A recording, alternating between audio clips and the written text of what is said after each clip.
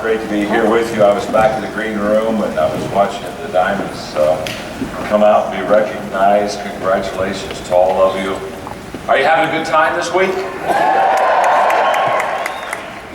I'm going to sit here and let's take a moment and let's get acquainted. My name is John. On the count of three, give me your name. 1, 2, 3. Nice to meet you. My wife Margaret and I, as of last week, have been married for 44 years. We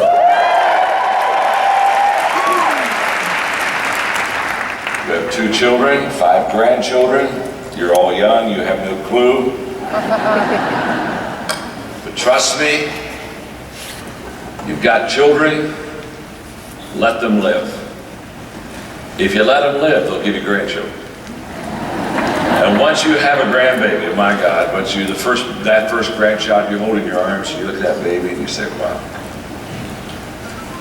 this is the most beautiful, intelligent baby ever born.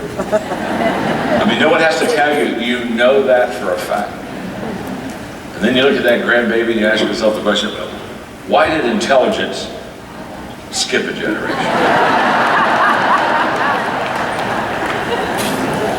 I was speaking at a large convention recently, and I told that story, and I forgot that my son Joel, yeah, he was in the audience. And when I finished, I went back to the green room, and he was there waiting on me. And I looked at him, I said, Joel, honey, you know when I was talking about grandchildren, intelligence given generation, you know I was having fun with the crowd. You know I was kidding, don't you? He said, yeah. He said, it's okay, Dad. He said, I think you're right. So what do you mean, do you think? He said, I think you're right about intelligence given a generation.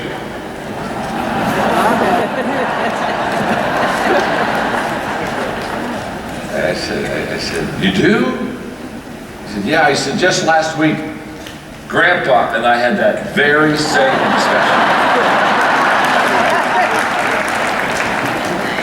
I'm so excited to be here with you today, and you have come because you want to grow, you want to learn. I thank Beachbody for allowing me to be here. What a great organization, what a great company you are part of. And I just, I know you're proud, and I know you're here learning, but I came for one reason.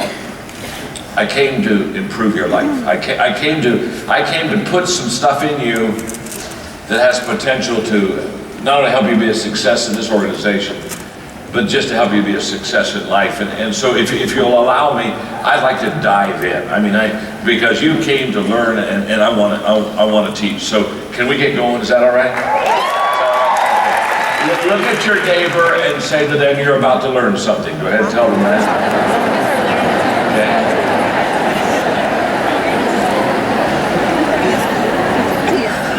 Look right back at the person just told you that and say, and it's about time. In fact, why do you think I brought you here? You know what I mean? Why do you think you're here at this conference? I want to talk to you about a book that came out recently that's been a #1 New York Times bestseller list for several weeks, called the 15 Invaluable Laws of Growth. Okay? Okay, now those 2 or 3 people on the screen, they have got the book. Either that or they just like to scream or something. Just like to scream. But let me talk to you for a second.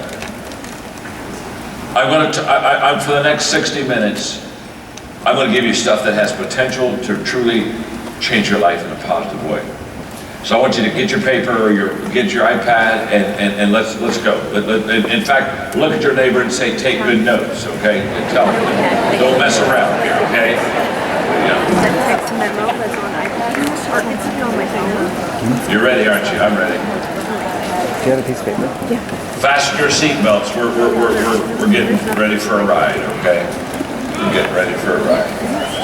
You see, if I could come off stage and I could just talk one-on-one with you, okay? Just you and me.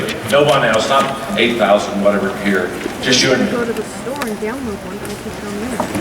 And if I had like, I don't know, 30 minutes with you personally, privately, and you looked at me and said, John, you understand success. Would you help me? What would you say to me that would help me to be successful in my life? I would ask you 2 questions.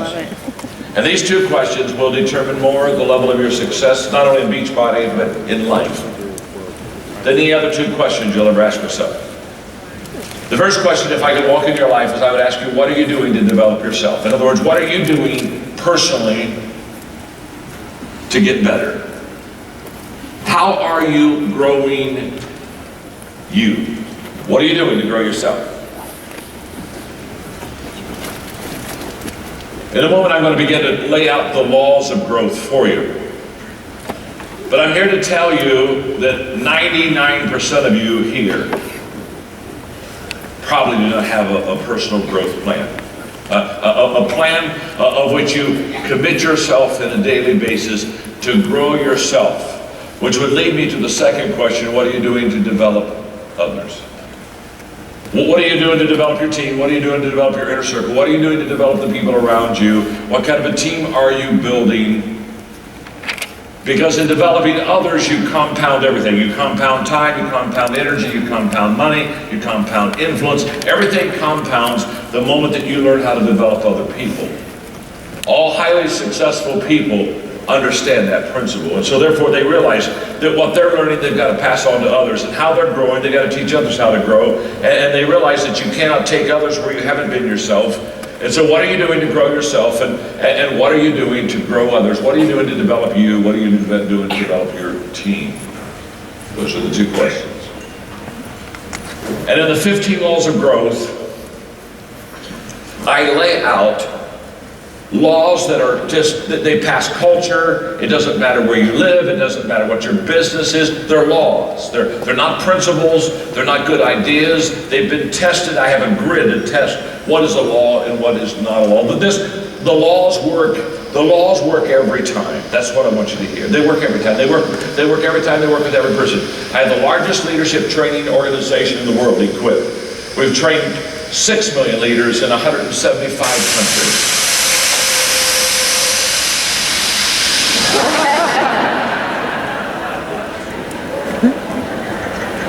Is it safe to continue?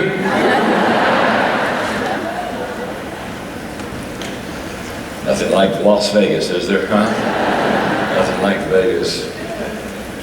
And these laws, I had a guy come up to me one time, and after I'd written the 21 Laws of Leadership, and he said, John, I don't like one of your laws. And I was signing books. I said, that's okay.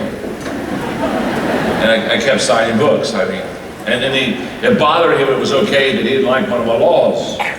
So he told me, he said, no, he said, I want you to understand, I don't like one of your laws. I said, it's okay. And he's just standing there, he didn't move, and he said, no. He said, one of the laws, I disagree with one of your 21 laws. So I stopped and I said, it seems to me it's very important for you that I know that you don't like one of the laws, and I just want you to know it's okay. And he said, well, it's not okay with me. I said, look, let me explain something, sir. I said, I didn't write the book to make you happy. I wrote the book to help you. I'm a leader, not a clown.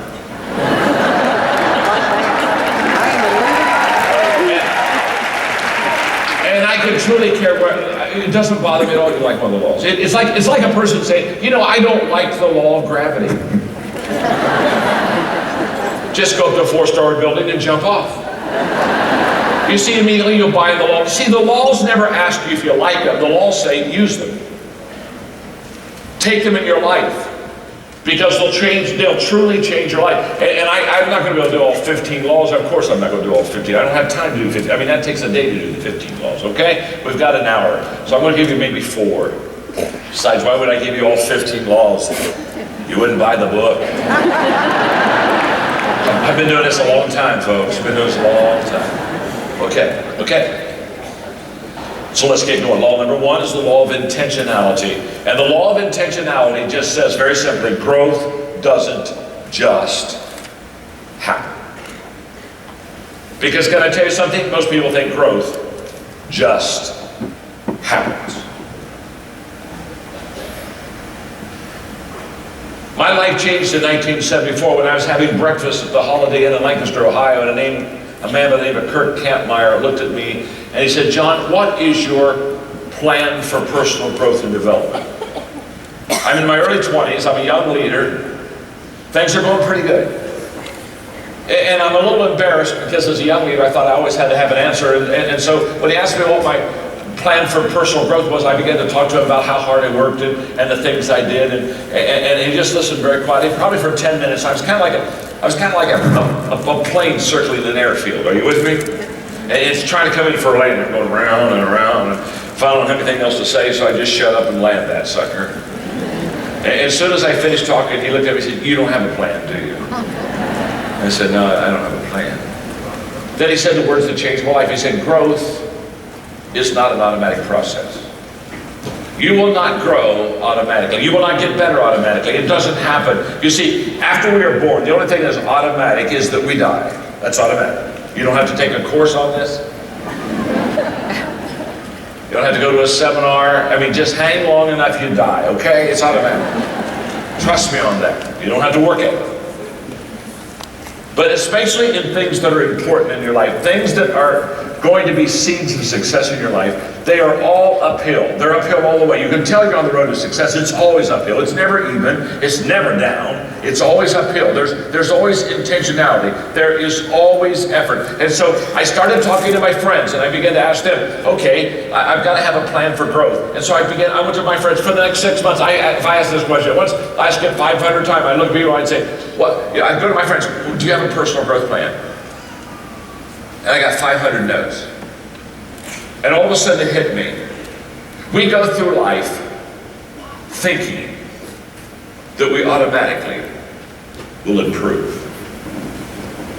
That was life-changing to me. So by my mid-20s, I developed my own personal growth plan. And I can tell you that 95% of everything I have in my life, 95% of what I know, everything that I know in leadership is as a result of one day I committed myself to daily work a personal growth plan in my life. And the law, this is an amazing law because this law just says you have to be intentional in things that you need to do to be successful. Okay, James Allen. James Allen, in his book, As a Man Thinketh, said these words. He said, people are anxious to improve their circumstances, but they're not anxious to improve themselves. And they therefore remain bound. I'll repeat it, it's powerful. It's not mine, it's James Allen's. People are anxious to improve their circumstances, but they're not anxious to improve themselves, and so he said they remain bound. Why do they remain bound? Because they don't understand. You can't fix the outside, you've got to fix the inside. You can't control the outside, you've got to control the inside. You start on the inside, you grow first. You don't try to fix all the stuff around you and not fix yourself. You cannot travel without until you first travel within. That's a fact. And I run into people all the time. They want their problem solved. They want an easier way to success in business. And what they don't understand is that they're looking for gimmicks, they're looking for shortcuts, they're looking for secrets. I love the people that want to give you secrets to success. Dear God, help them. There are no secrets to success. It's so simple, it's so basic. I'll give it to you later.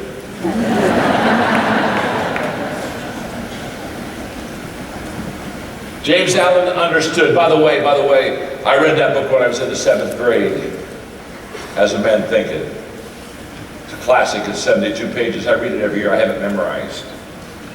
It's a classic. You see, I grew up reading all the great success books.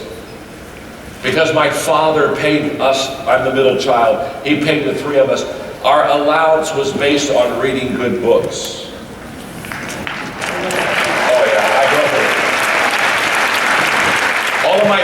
All my friends got paid an allowance for doing chores. And so when my dad said, you know, Phil and Bob, these guys, they get paid to do chores. I think that's a good idea. How about paying me to do chores around the house?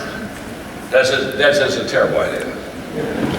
You see, I don't pay you to do chores because you're part of a family, and I don't pay you to be part of a family.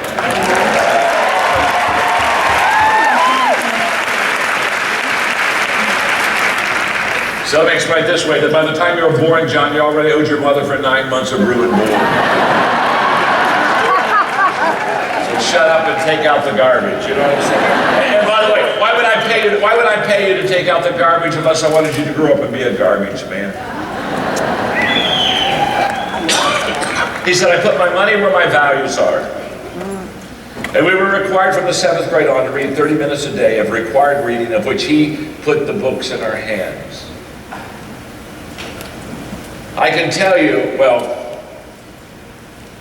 by the time my brother graduated from college, he was already a millionaire. By the time I was 28, I had the 10th largest nonprofit organization in the country. By the time my sister was 27, she ran a hospital.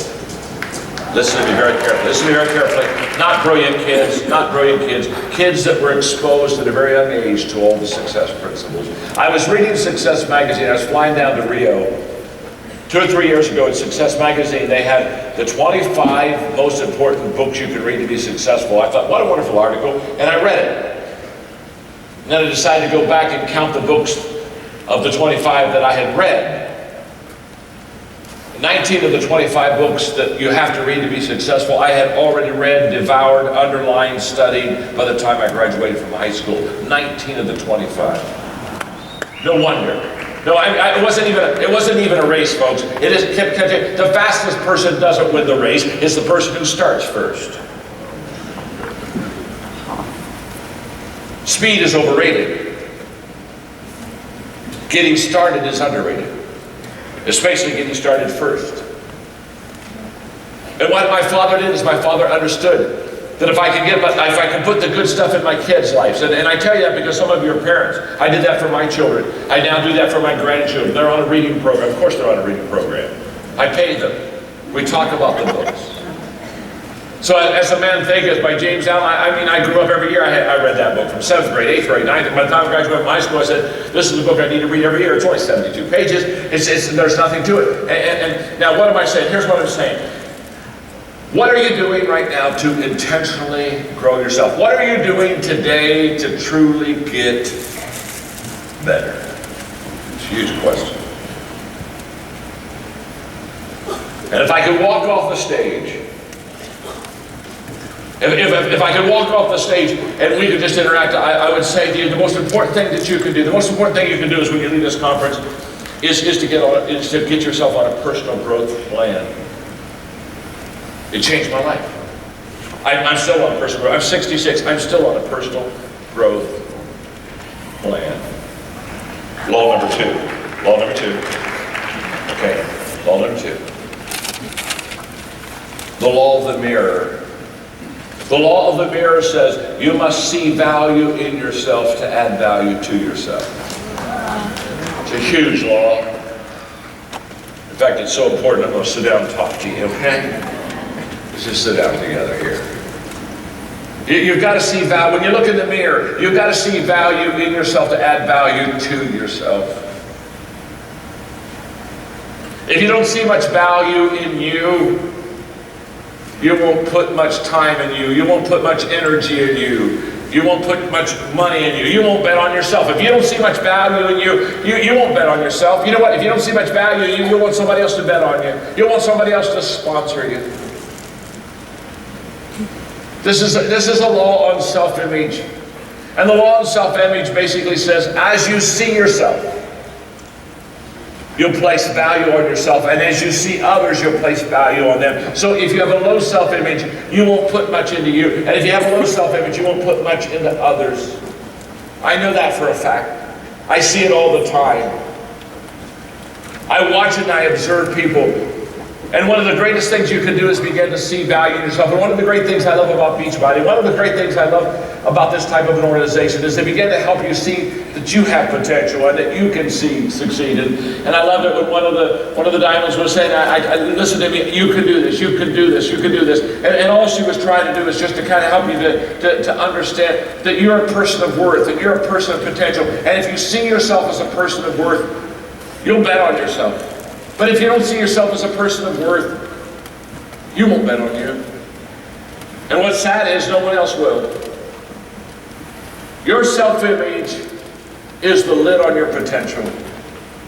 And if you see yourself from a 1 to a 10 as a 4, you see yourself as below average. If this is my self-image right here, let me tell you something. My self-image will never allow. It will never allow me to get beyond who I think I am.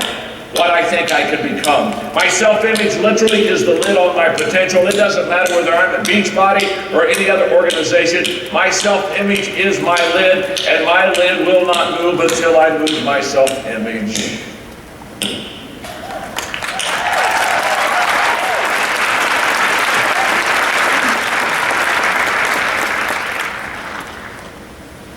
Now, my name's John, and I'm your friend.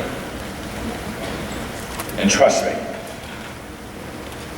I know what it is to develop people. We've trained 6 million of them in 175 countries. I understand this game very well. I understand it very well.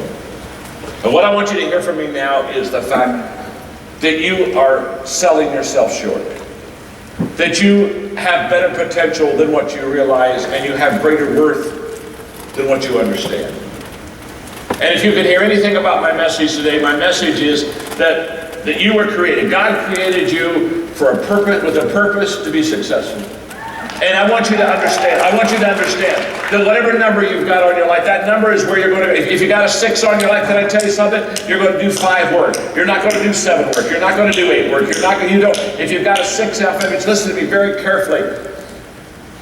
The most important thing you can do in your life to grow is to lift your own self-image lid.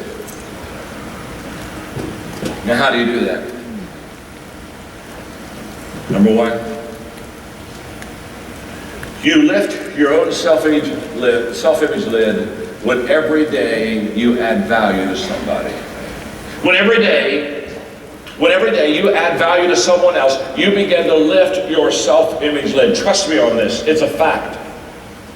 Every day I wake up and I ask myself a very simple question. I mean, I've done this for years. Every day I wake up and I ask myself this question: what can I do to add value to people? And who can I add value to? Every day I intentionally ask myself that question.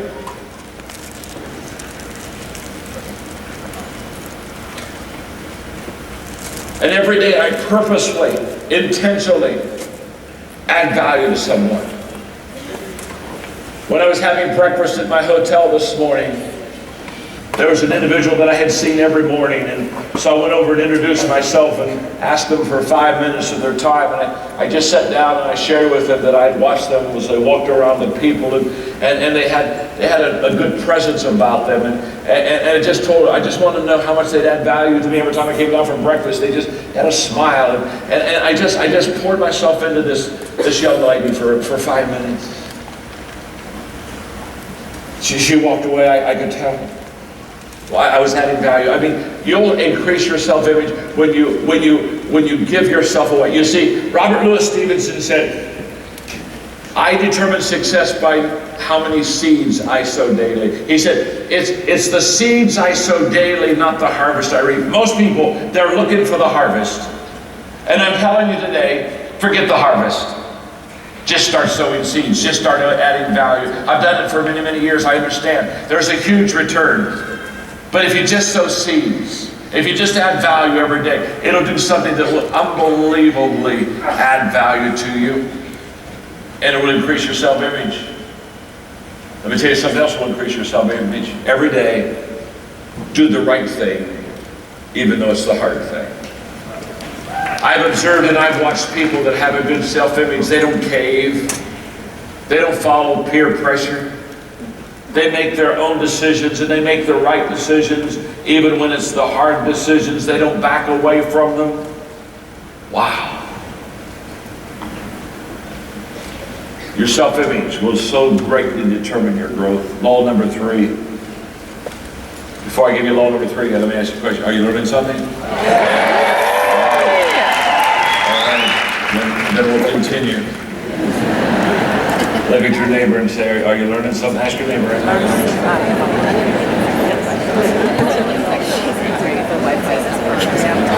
Look right back at him and say, not enough yet. Dear God, you only had 2 laws. There are a whole 13 out there you don't even have a clue about. You can't write fast enough. You gotta buy the book.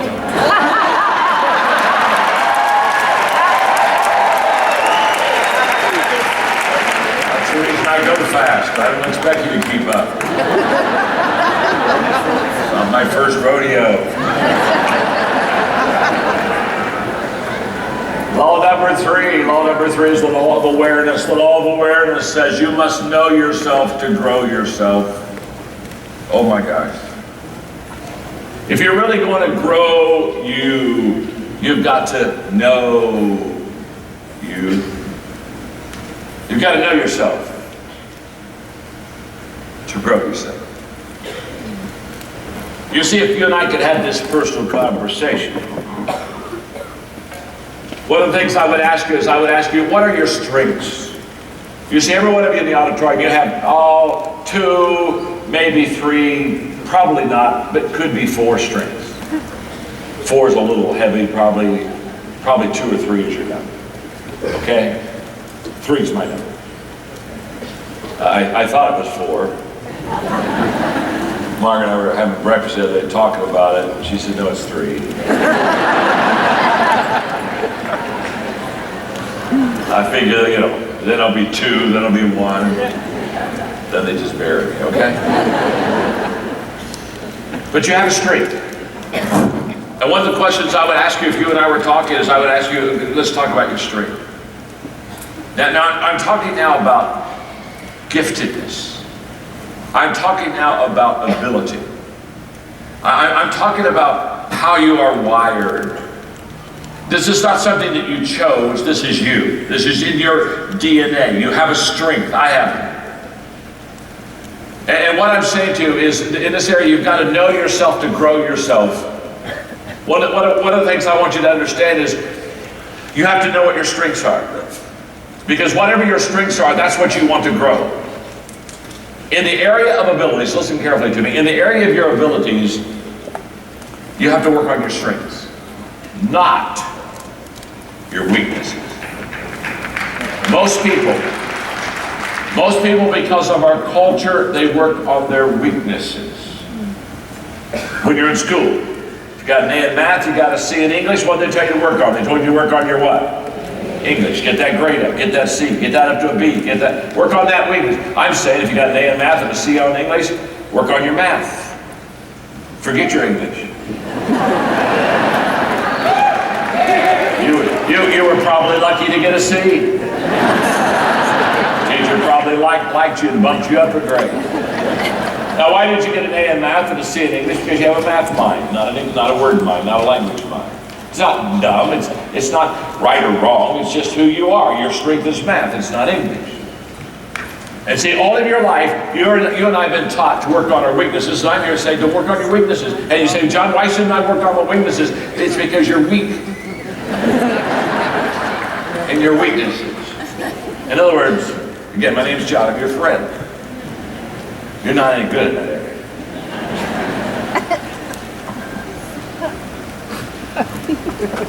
I'm here to set you free. You can only increase a gift or an ability 2 numbers. Not 10, folks. 2. So let's say I'm below average. I'm a 3 in something, okay? And I say, okay, I'm going to really work on this because I'm really below average, and so I work hard. And so let's say, for example, I love music. There's a problem. I can't sing. But I love music. So I said, well, I want to be a great singer. I would just love to be hey, I'm in Vegas, hello? I'd like to sing. So what do? I'm not good at it. I'm a 3. So I get a teacher. And I take music appreciation. And I pour money and time and effort. And for the next 2 years, I take all this music stuff. And can I tell you, 2 years after that, maybe I went from a 3 to a 4. And can I tell you, I'm still below average. Now listen to me very carefully. This is very important. People don't pay for average. People don't pay for, and I'm absolutely amazed at how many people love average. I mean, I just look at them and I say, why are you so in love with average? Average, that's average, and everyone is average. And do you want to be everyone? And do you just want to be average all your life? It's just average. And average is never going to be success. And nobody gets excited about average. You don't get excited about average. You don't say, man, I just love that TV show. It's so average. Let's go. Oh, dear God. We're in Vegas. I heard there was a concert down there that was just really average. You don't stand in line for average. You don't pay for average. You don't look at your friend, and after you both worked hard, you said, like, hey, let's go out to dinner. Like, hey, let's find an average restaurant. And you don't go to the average restaurant where they start to see, you say, oh, we just want an average table. I know there's the ones over there by the windows, the water in the lake. No, we don't want that. We want an average, just an average table. And then when the waiter comes, we don't look and say, are you average? We would like to have an average. We don't want, like, I mean, if you're good, we don't want you. Yeah, we'd like you. I mean, do you like take the order and then not tell it to the kitchen? And then we remind you 30 minutes later we haven't had our food, and you say, oops, you know. And then you bring the wrong food back, because we like that too. And by the way, when we were talking about the menu, what do you have that's average here? We don't want to know what your specialty is. I mean, do you have something nobody's ordered today? Now, you don't go sit at an average table and have an average meal with an average waiter in an average restaurant and walk out of that place and you look at that friend and you say, I am pumped, we must come back here. No. Listen to me, folks. People don't pay for average. And if you work on your weaknesses in the area of abilities, you'll only be average. But let's say you're a 7, maybe you're above average in something, and so now this is a strength of yours, and so you work on it, and you can go from a 7 to an 8. You could even maybe get to be a 9. Can I tell you something? When you get in that top 20%, when you get 9 and 10, people stand in line for 9s. They pay for 9s all day. And you see, if you work on your strengths, in the area of your abilities and your giftedness, you'll really grow and you'll do really well and you'll be very successful. So when you get your growth plan together, when you say, okay, I'm going to start growing, you got to grow in the area of your strengths. You got to grow in the areas that you're good at. I'm good at communication, I'm good at leadership, and I'm good at creativity. Those are my 3 strengths. And I spend all my time growing in those areas. I don't spend time on other things and abilities and gifts I don't have. Why would I do that? I'm not going to be any good at it at all. I love to play golf. But I'm like a 12 handicap. I'm not a real good golfer. But I love to play. But I'm never going to be a scratch golfer. I want to play golf with a guy and he hits a bad shot and he kind of gets mad. I look at him and say, excuse me, you're getting a little upset here. Do you do this for a living? No. I said, thank God. You're not any good. Your problem is you're too close to the ball after you hit it.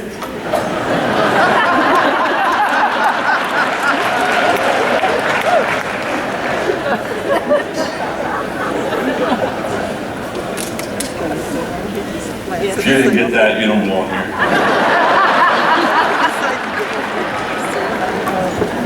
Now, I said, work on your strengths in the area of your abilities. You heard that, didn't you? Yes.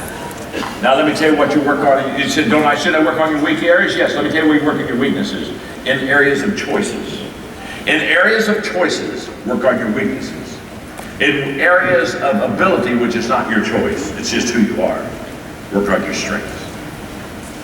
So you say, what's a choice? Well, discipline's a choice. If you're not a disciplined person, you better work on it real strong. Because you can't be successful in this business if you're not disciplined. Attitude, that's a choice. Of course it's a choice. Now let me say, in areas that are not choice, in areas of strengths like gifts and abilities I talked to you about, in areas that are not choices, the growth is incremental, it's slow, and it's not large. It's 2 numbers. In areas of choices, the growth is fast and it's exponential.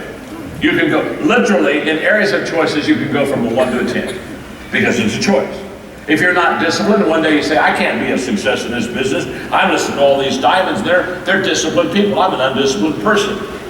I've got to get disciplined to be good in this business. Now that's a choice. You can be a 1 today, and in 3 months you can be a 10. You see, in areas of choices, growth is dramatic, growth is fast. In areas that are not choices, growth is slow, it's incremental, and it's not big. So in areas of weaknesses, you work on those in choices. In areas of strength, such as abilities, you work on those. And that, see, you've got to know yourself to grow yourself.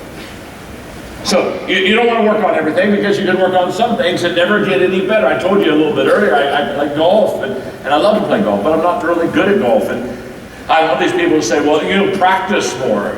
Practice, I love the expression, practice makes perfect, practice makes perfect. What idiot said that?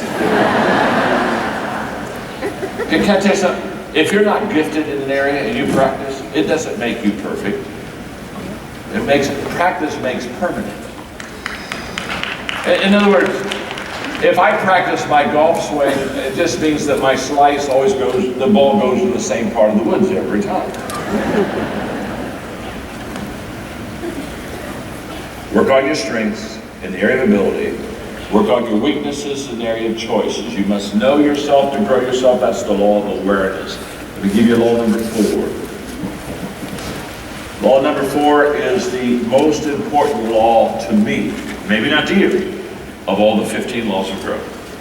I awarded this law than the other law, so I want to make sure I taught this today. It's the law of consistency. And the law of consistency says that motivation gets you going, but discipline keeps you growing. That motivation is what you come here, you come to your conference here, your Beachbody conference, and you hear all these speakers, and you see what they've done, and you say, boy, I want to be just like them, and I want to be successful, I want to help people, I want to do well. You get motivated. It has nothing to do with your success when you get old. You do understand that, don't you?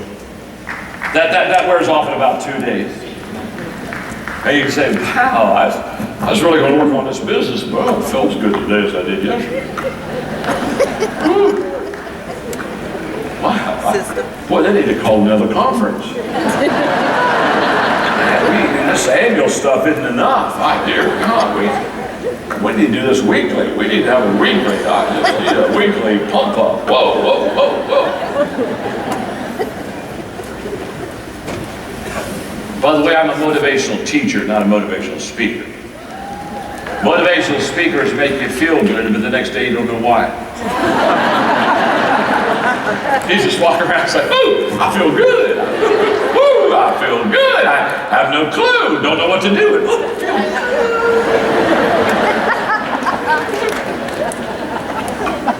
good. You see, a motivational teacher, they make you feel good, but the next day you know why.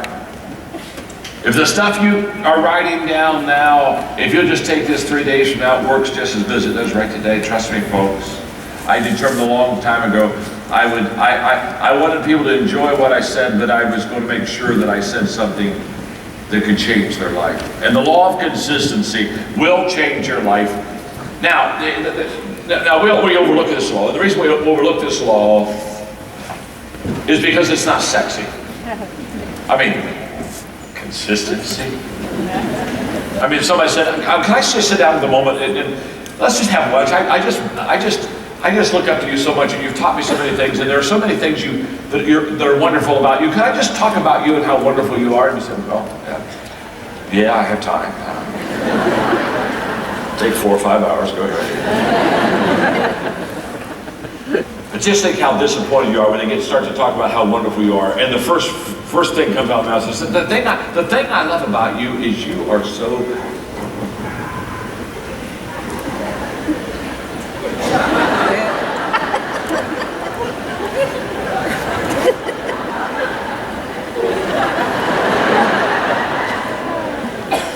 consistent. Now you had 10 adjectives. Consistent wasn't one of them. Isn't that true? You see, this is an amazing law, but we want to look over it because you see, when the diamonds are up here and they're getting recognized, and everybody's clapping and cheering and they're doing all the stuff. By the way,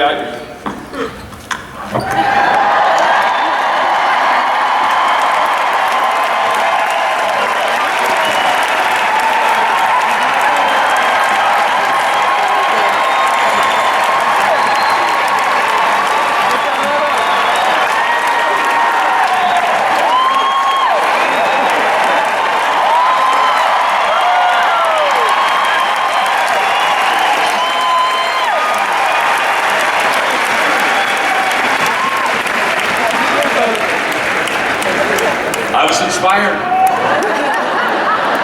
And I was back in that green room and I said, yes, yes.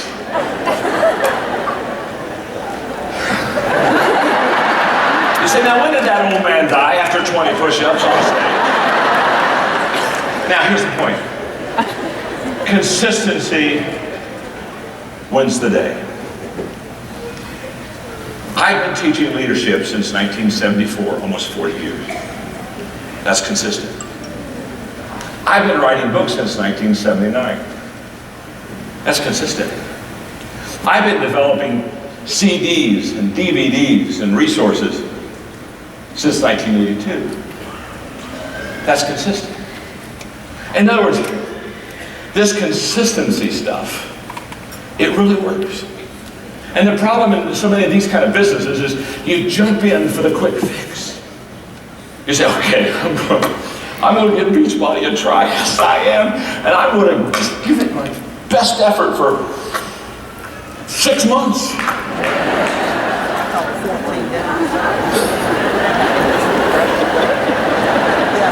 All right, I'll wait a year to go diamond. Listen to me, folks. The secret of every one of the people's success was on the stage is they do every day the things they should do to be a success. And they keep on doing it. For example, he'll come to me all the time and say, John, you sit on a stool, you got a table, you get a cough drop in your mouth, you get your water, and you talk to people and you just look so relaxed. Well, I'm relaxed. I'm not nervous. Somebody backstage said, break a leg. I said, break your own.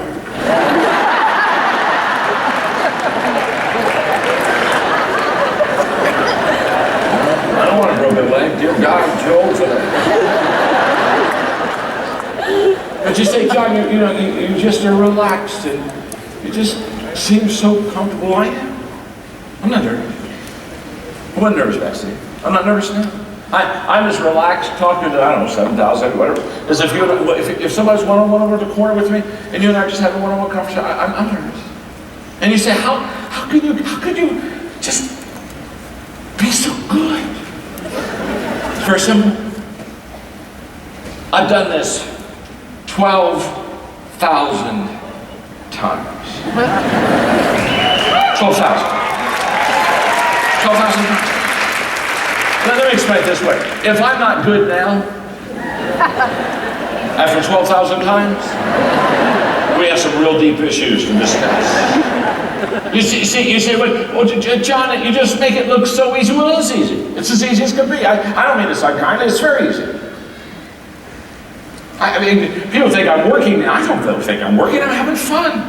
I'm enjoying this. I'm working. It's not work. In fact, I don't even know what work is anymore. I've done this, and I love doing this. I love adding value to people, and I get work and play confused. Somebody that said, I think you're a workaholic. I said, no. I think I'm a workaholic. I just love this. I love it. And you say, oh, I wish I could do that. We can. 12,000 times from now, you'll sit on a stool, drink water, do push-ups. It only takes 12,000 times. Malcolm Gladwell says, nobody becomes great at anything until they've done it 10,000 times. Now what am I saying? Look, this is consistency. I just do it. You see, by the way, I love this. I love these people who say, okay, this is my first time doing this, and I've never done this before, and John, I really want to do a good job. And I smile and say, forget it. I said, forget what? I said, forget about good job. What do you mean forget about good job? It's your first time. Listen to me carefully. My name's John. I'm your friend. Listen. Nobody's good the first time. Nobody. Nobody's good the first time. You weren't good the first time you tried to talk. You didn't one day just get up and start talking in sentences to your parents. You just said one word. Wow, wow, wow, wow. And the only people that knew what you said was the grandparents. Grandparents interpreted it for you for the next 2 months. You weren't any good when you first started. And when you started walking, you weren't any good. You didn't get up and say, I want to walk a block with my family today. You took a step and you fell down. Listen to me, I'm your friend. You're not good the first time. So quit worrying about being good the first time. You don't need to be good the first time, you just need to have a first time.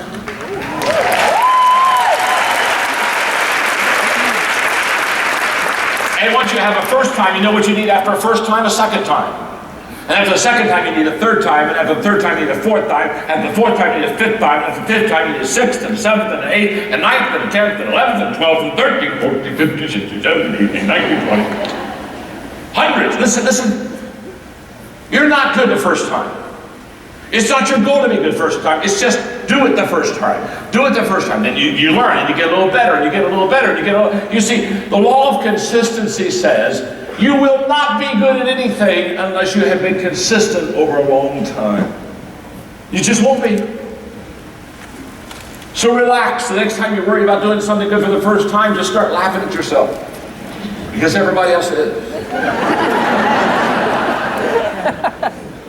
You're not supposed to be the good the first time. You're just supposed to start. I tell people all the time, just get started. I love people. They come to me and say, okay, John, I know you've written over 70 books, and I want to be a writer. I want to write. And could you just tell me, what's the secret of writing? Okay? Well, this is a toughie. You want to write a book? Yes. Okay. What you do is you get a pen, a piece of paper, and you start writing.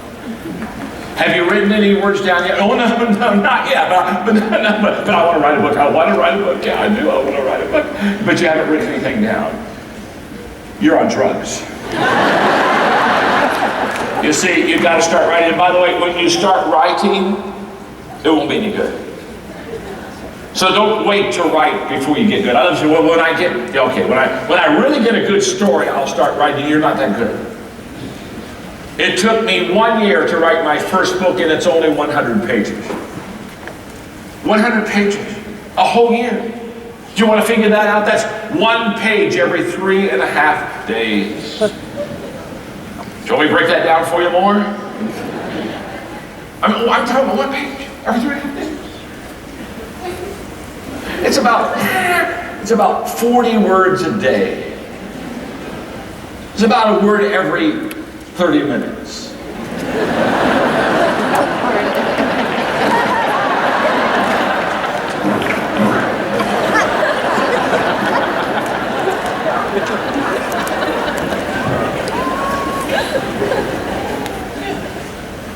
And I had in my 100 pages, I had 33 chapters.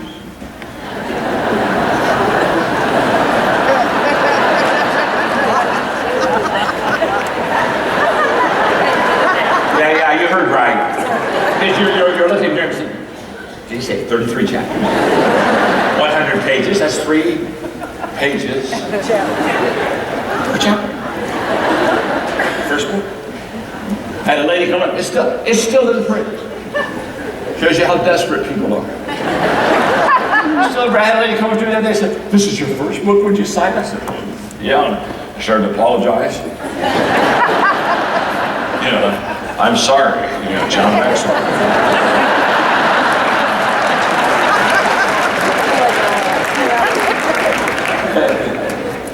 And she said, oh, I love this book. And I just stopped writing. I said, you do? Oh, she said, I love this book. She said, I said, what do you love? She said, the short chapters. I love the short chapters. She said, just 3 pages. She said, it's easy to read. She said, what made you, this is ingenious. What made you think of just doing 3-page chapters? I said, lady, it was my first book. Let me explain to you. It took me weeks to do 3 pages. If fact, some of the chapters were 2 pages too long. It was my first book. You're not good when you do your first. You're not good.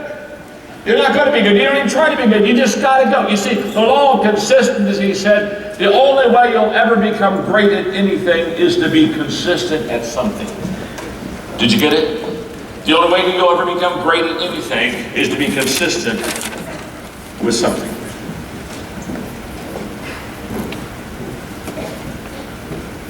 And the problem with too many people when they get into business like this is they just absolutely think they can get good too quick. And they don't have a sense of realism too. Now, is it a great business? Yes. Can you go diamond? Yes. But it takes consistency, it takes effort, it takes energy. All right, let me teach you the rule of 5. You're so good. You're so good. You're so good. I don't teach this to everybody. I don't like to, you don't waste your teaching on some people. Just look at them and say, God, take them now.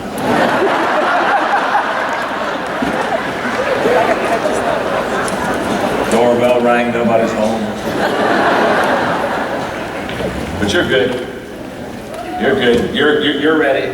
What I want to teach you for the next 8 minutes will change your life.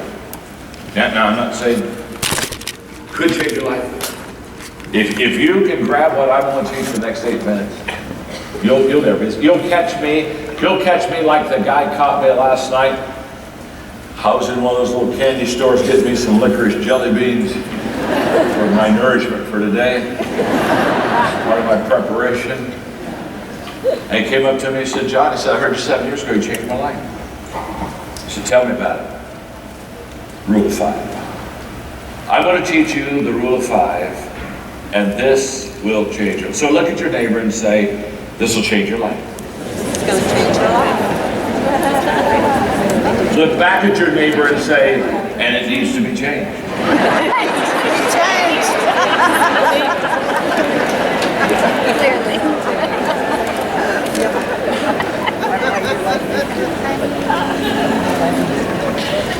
You ready?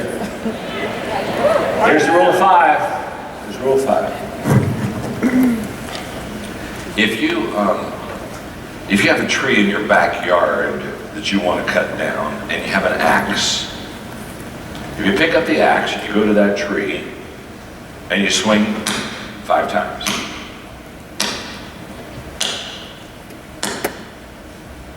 Put the axe down. Next day, go out in the backyard, pick up the axe, go to the same tree.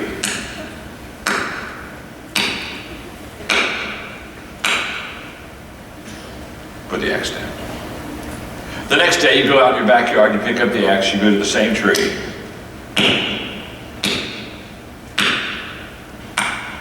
5 times.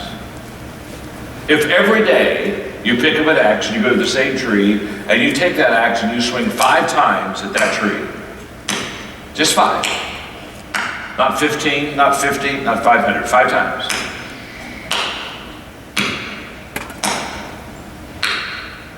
Let me ask you a question. What is eventually going to happen to that tree? That tree will fall. Absolutely. Case dismissed. We don't need to talk nor debate or question about the tree falling. It will fall. And what's interesting is we only swung at that tree 5 times. But we every day went to that tree and we 5 times with that axe, we hit that tree. Now, if the tree is big, it may not fall for a couple of years. If the tree is small, maybe a couple of months. You see, the size of the tree will determine the time it falls. But it doesn't matter what size the tree is. It will fall if you every day swing 5 times, take an axe, and hit that tree.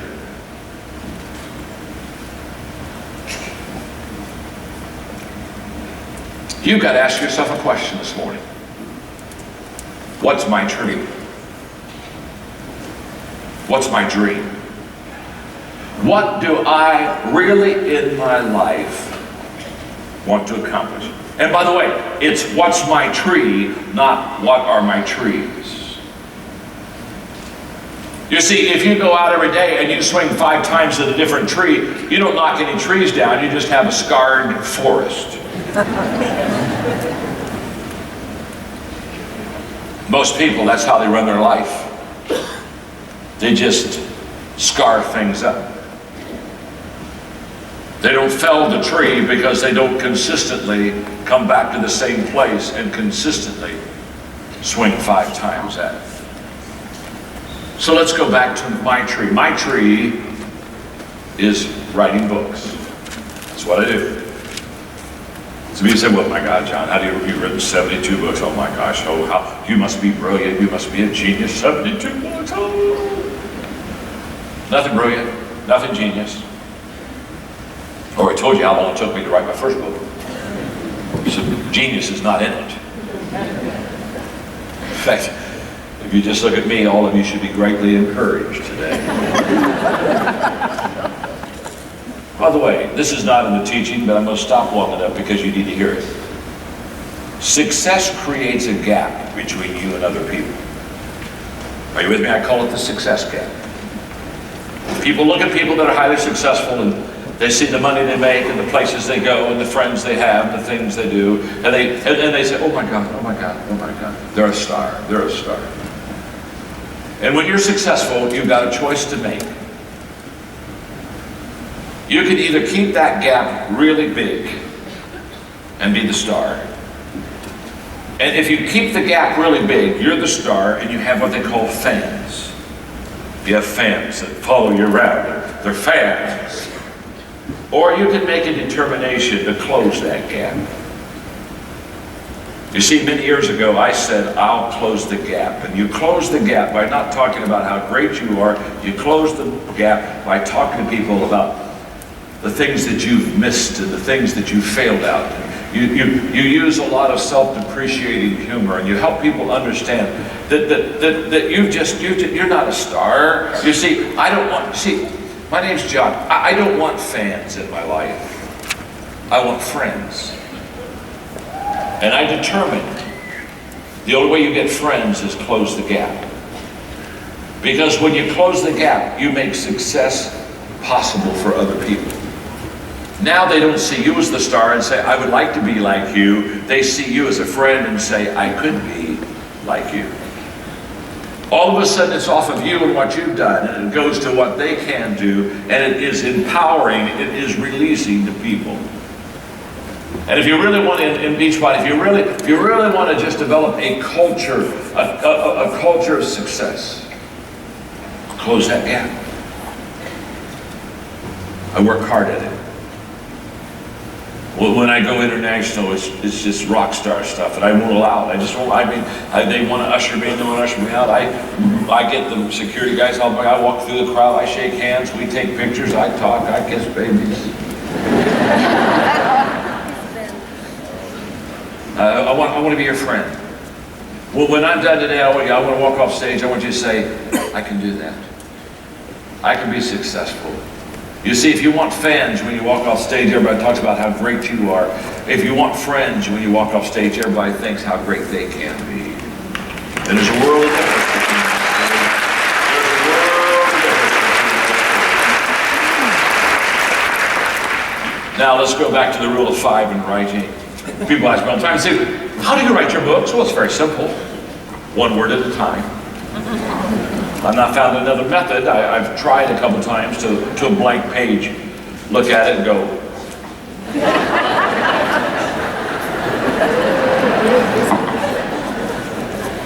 Be filled. Never worked for me.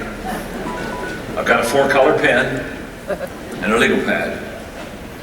And I write one word at a time. So they say, well, how come you've written so many books? Well, number one is the secret is get old. But I have a rule of 5 for writing. You see, my tree is writing books. And every day I read, every day I think, every day I file, every day I ask questions, every day I write. Every day I read, every day I think, every day I file, every day I ask questions, every day I write.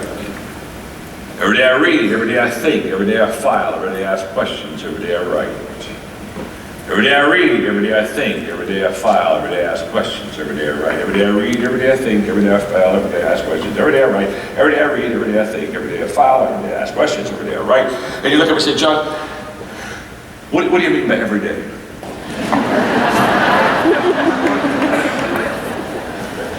What I mean by every day is every day. Now, okay. Just one more question. When you say every day, you mean every day? Can I tell you something? Every Christmas. Guess what I do every Christmas? Every Christmas I read, think, file, ask questions, right? Guess what I do on my birthday? Every birthday I read, think, ask questions, write, file. Guess what I do on my anniversary? None of your business. But during the day I read, think, file, ask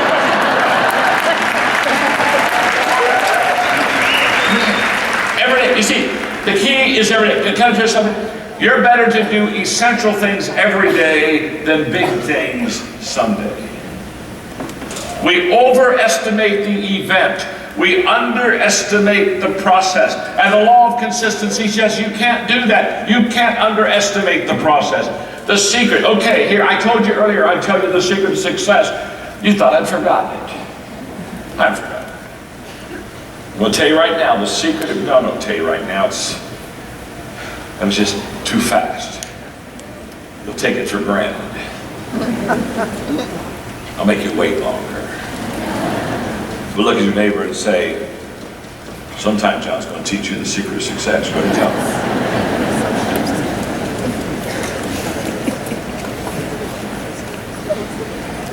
him. See how much better it is when you have to wait for something.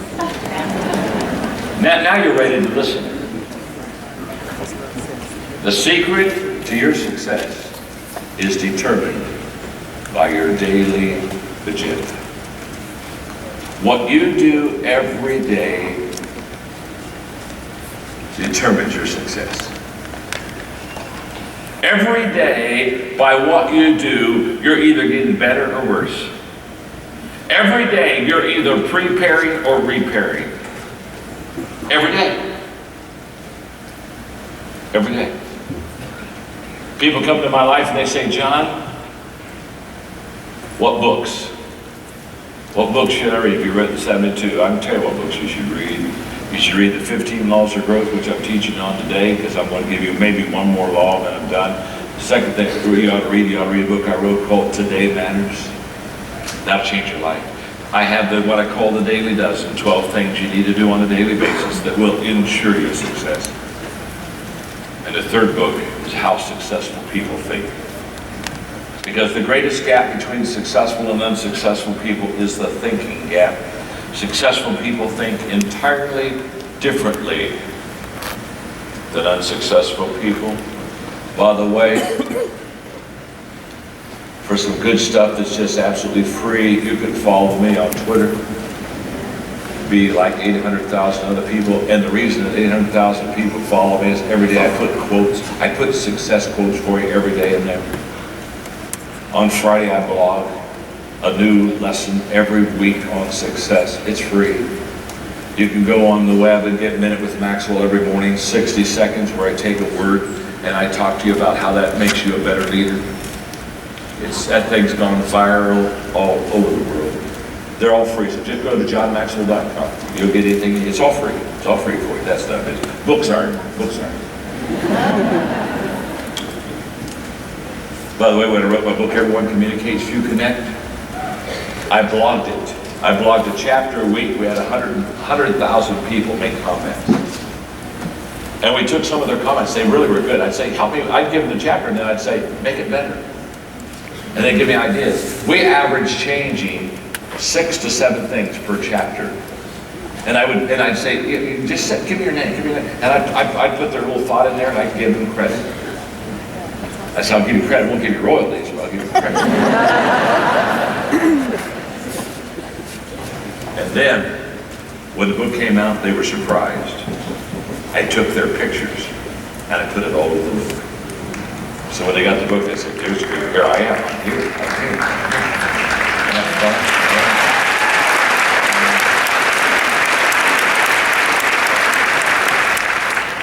I wish I had time to talk to you about communication. Oh my God. It's a phenomenal subject. If you can communicate effectively with people, the world will be yours. The ability to connect with people is the #1 success ability that will give you what you need in life. That's a fact. Okay. Let me teach you one law. I've got 4 minutes and 16 seconds. One more law. That gives you 5. That means you only have 10 to go. And if you don't get the book by the weekend, you probably never will make it in this business.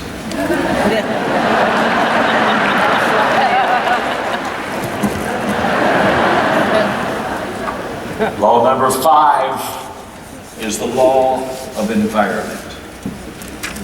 And the law of environment says growth thrives in conducive surroundings. In other words, you grow better when you're in an environment that is conducive to growth.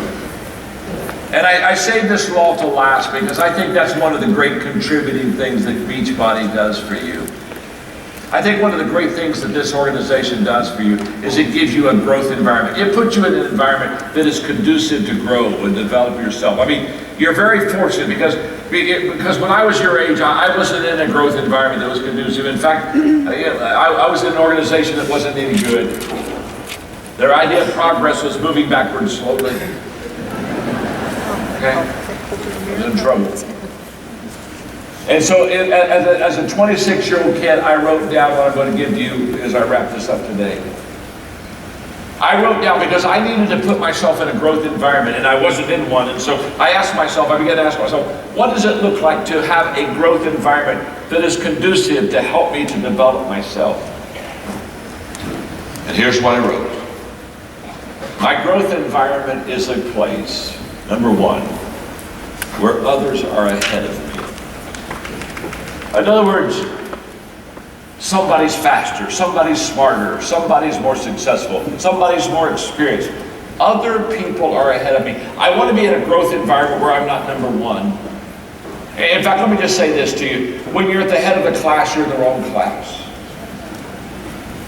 You need to go get in another class where you're not the head of the class, where somebody is smarter, where somebody is better, where somebody is quicker, where somebody does have more knowledge, where somebody has had more success. You always got to be around people that'll stretch you and challenge you and bring the best out of you. A growth environment, number 2, is a place where I'm continually challenged. In other words, where I wake up every day and I have to climb a mountain. I'm not coasting. I'm not just riding the wave. If I make it today, it's because I got to climb a mountain. I got to do something big. A growth environment, number 3, is a place where the focus is forward. It points to tomorrow as a better day than today. A growth environment, number 4, is a place where the atmosphere is affirming, where people around me, they encourage me. You know, encouragement is so huge for your own development and growth. And that's one of the great things about Beachbody. It's an encouraging environment. My father's amazing. He's still alive, he's 92. Phenomenal. Great health, still works. It's amazing. In fact, it's so fun. He's in the senior citizens complex. He lives in a building. He can care for himself, and so he became kind of like the pastor of this village. So he had a Sunday morning service and he filled it up. And so I went to another Sunday morning service and he filled it up. So I went to an afternoon service and he filled it up. So we're having lunch the other day and he looked at me and he said, "Son," he said, "we're just growing so fast." He's 92. Here's a picture. He said, "I'm looking into satellite right now. I'm thinking about satellite." He's 92. He's 92. He's a major encourager. Just encourages everybody. One time I was talking to him, I said, "Dad," I said, how do you know a person needs encouragement?" He said, "If they're breathing." If they're breathing, they need encouragement. A growth environment is a place, number 5, where you're out of your comfort zone, not out of your gift zone. Never leave your gift zone. Folks, listen to me. Once you find your gift, never leave it. Never leave it. So you never leave your gift zone, but you want to be out of your comfort zone. You want to be over your head. And when you're over your head, it doesn't matter how deep the water is. You're over your head. You want to be out of your comfort zone. Number 6, the growth environment is a place where you wake up excited. You love what you do. Nobody has to pump you up. Nobody has to get you up. Nobody has to motivate you to get up. You love it. Number 7, a growth environment is a place where failure is not your enemy. You can fail and be encouraged because you realize you're probably one step closer. I wrote a book several years ago called Failing Forward. Life-changing. Another book comes out in October, my next book, which is like Failing Forward. It's called Sometimes You Win, Sometimes You Learn. It's a good title, isn't it? Yeah, it is. After 72, you just get good. It's the law of consistency. A growth environment is number 8, where others are growing. In other words, you're not the only one growing, so you're not like sticking out like, oh man, you're growing, and the rest of us, we haven't grown for a long time. Number 9, a growth environment is a place where people desire change. They want to change because they understand they can't grow without changing. And number 10, a growth environment is a place where growth is modeled for you. You get to see it with your own eyes, and you get to experience it, and it's expected of you. That's what a growth environment is. My time is up. I'm going to close my legal pad, and I'm going to say you were in pure delight